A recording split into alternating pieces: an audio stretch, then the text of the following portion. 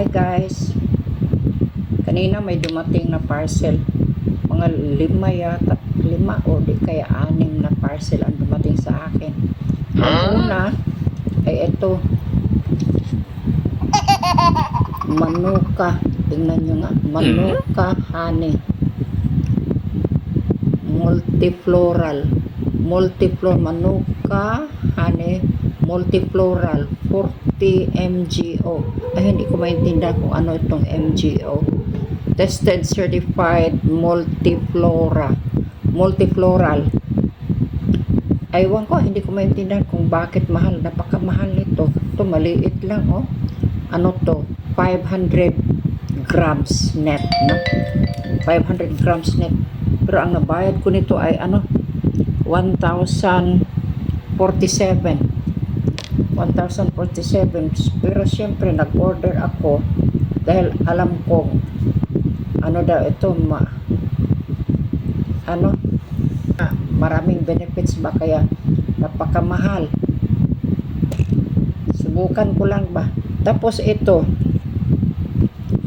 ang pangalawang natanggap ko ay ano, teka, ito ay mabigat, 1 kilo ito, o 1 kilo. Pero ang diferensya nito ay kasi hindi ito Manuka, ito ay B-yard lang naman. Yung B ba? B na yung taga-gawa ng honey, yung buyog yata, bubuyog yan.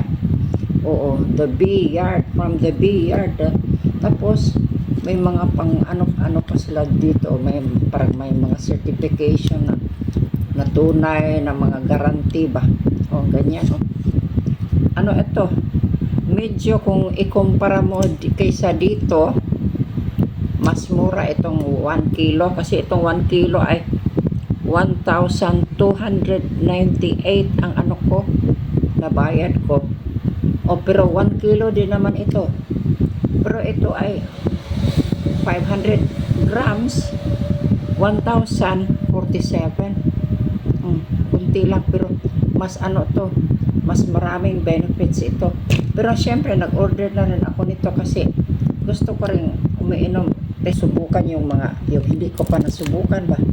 Kaya ito, kasi palagi akong bumibili ng honey sa Robinsons, kung saan pati sa SNR. Pero itong sa ano, nakita ko kasi ito yung bihira ko lang makita ba.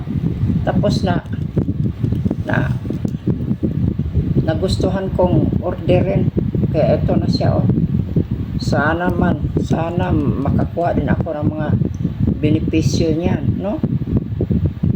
Pero siyempre susubukan natin, baka hindi natin alam ba kung, kaya nga pag every time namin makuha ko, matanggap ako sa ano, yung mga orders ko, tinitingnan ko rin sa ano, sa Google o di kaya sa YouTube kung anong mga benefits ba, kung okay ba yan sa ano, inumin o hindi, o paano ang paggamit niyan. Ganyan ako.